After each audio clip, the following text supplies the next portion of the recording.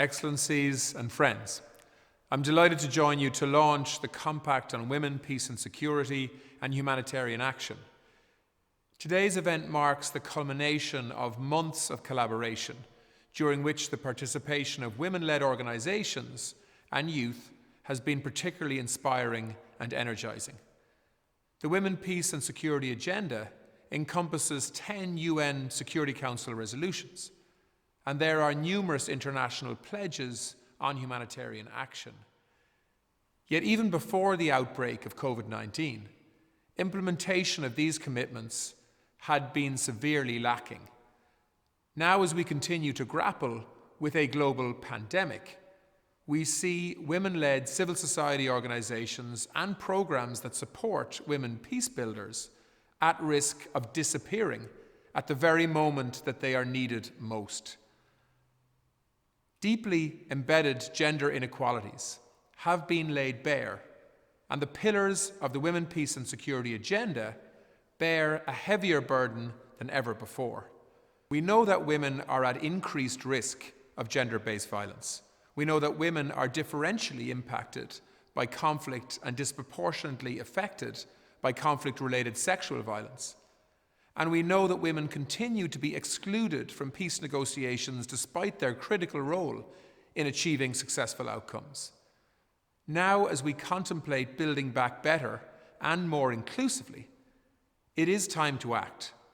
We call on all countries to become signatories to this compact, to demonstrate their commitment to bridging the gap between aspiration and action.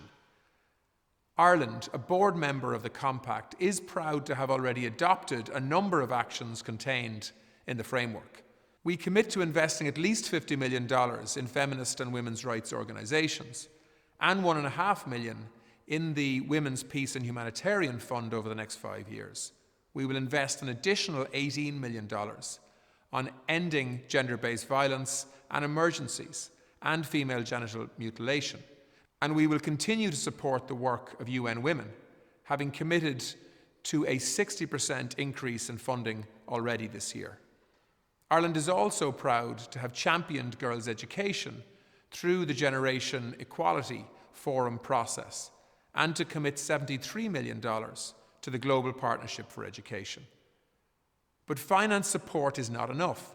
The Compact also calls on signatories to strengthen their advocacy for women and women's civil society organisations.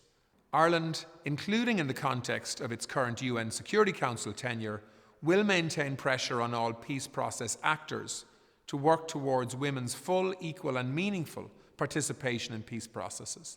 We will continue to work closely with civil society and partners to ensure women's voices are heard and, more importantly, listened to at the Council and in other international fora, and reflected in our own national statements. Ireland looks forward to working with fellow signatories on these and other issues in order to fully realise the vision of the Women, Peace and Security Agenda. This compact is about what we can achieve together. As we say in Ireland, Níneart na cur le chéile, there is no strength without unity. As we launch this process, the word of the acclaimed Irish poet, Evan Boland, should inspire us. We share this day with women everywhere, for those who find the rights they need to be hard-won, not guaranteed. Thank you.